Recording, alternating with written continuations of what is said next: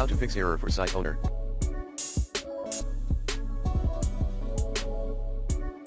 One. Disable proxies or VPNs. 2. Downgrade your v3 reCAPTCHA.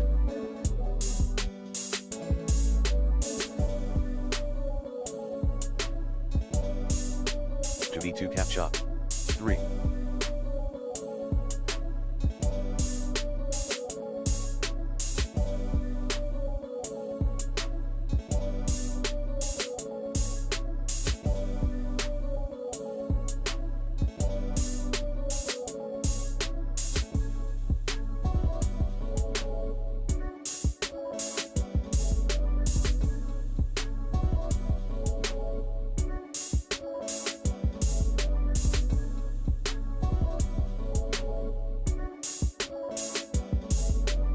Remove any suspicious software.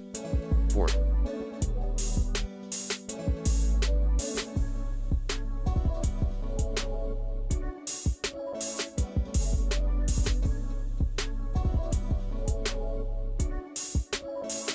Check for updates. 5. Reset your browser. 6. Check the domain name. 7. Check the site key and secret key. 8. Reach out to the reCAPTCHA support center.